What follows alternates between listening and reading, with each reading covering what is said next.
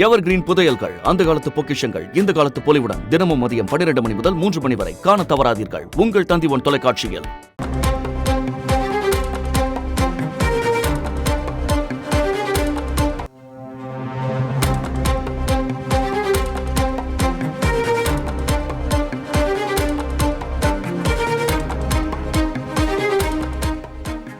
கல்வராயன் மலைப்பகுதி மக்களினுடைய தற்பொழுதைய நிலை என்ன?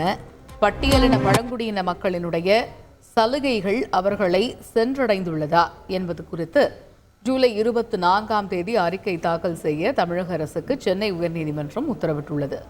இது குறித்த விவரங்களை அறிவோம். எமது செய்தியாளர் சுரேஷ் இணைகிறார். சுரேஷ், வணக்கம். முழு விவரங்கள் என்ன? பதிவு செய்யுங்க. வணக்கம். கள்ளக்குறிச்சி விசச்சாராய மரணம் சம்பவத்தை தொடர்ந்து கல்வராயன் மலைப்பகுதி மக்களுடைய பொருளாதாரம் மற்றும் சமூக மேம்பாட்டுக்காக எடுத்த நடவடிக்கைகள் குறித்து தொடர்பாக சென்னை உயர்நீதிமன்றம் தாமாக முன்வந்து வழக்கை விசாரணைக்கு எடுத்திருக்கிறது.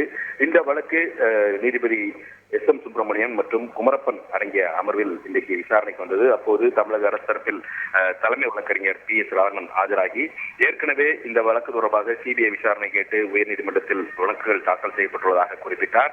உடனே குறுக்கிட்ட நீதிபதி எஸ்.எம். சுப்பிரமணியம், அது வேறு, இது இந்த தாமாக முன்வந்து விசாரணைக்கு எடுத்த வழக்கு என்பது சமூக பொருளாதார விவகாரம் என்று குறிப்பிட்டார். மேலும் பல அதிர்ச்சியான தகவல்கள் தனக்கு கிடைத்துள்ளதாக குறிப்பிட்ட அவர், கல்வராயன் மலைப்பகுதி 1000 சதுர கிலோமீட்டர் பகுதி, அது 1976 தான் இந்தியாவுடன் இணைந்திருக்கிறது. 1996 தான் அந்த பகுதி மக்களுக்கு வாக்குரிமை கிடைத்திருக்கிறது. கிட்டத்தட்ட 95% மக்கள் அங்க பழங்குடியின மக்களாக இருக்கிறார்கள். அவர்கள் மிகவும் பின்தங்கி இருக்கிறார்கள்.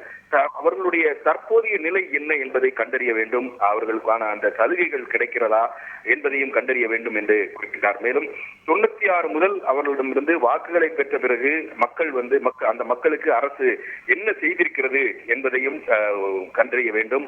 அடிப்படை வசதிகள் இருக்கிறதா இல்லையா என்பதை கவனிக்கவில்லை என்றால் அரசினுடைய அரசியலமைப்பு சட்ட கடமை என்ன என்ற ஒரு கேள்வி எழுகிறது என்றும் குறிப்பிட்டார்.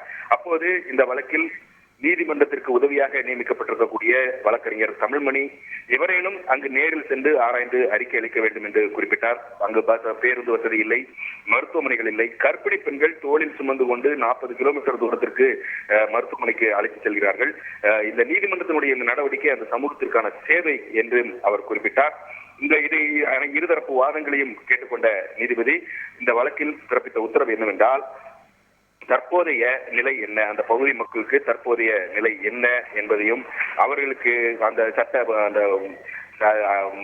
அரசின் நலத்திட்டங்கள் அவர்களை சென்றடைகிறதா, அதே போல அந்த பட்டியலின மற்றும் பழங்குடியின மக்களுக்கான சலுகைகள் சென்றடைகிறதா என்பது குறித்து விரிவாக ஆராய்ந்து வரும் 24ஆம் தேதி அறிக்கை தாக்கல் செய்ய வேண்டும் என்று தமிழக அரசுக்கு நீதிபதிகள் உத்தரவிட்டு விசாரணையை தள்ளி வைத்திருக்கிறார்கள். தகவல்களுக்கு நன்றி சுரேஷ். எவர் கிரீன் புதையல்கள், அந்த காலத்து பொக்கிஷங்கள் இந்த காலத்து பொலிவுடன் தினமும் மதியம் 12 மணி முதல் 3 மணி வரை காண தவறாதீர்கள். உங்கள் தந்திவன் தொலைக்காட்சியில்.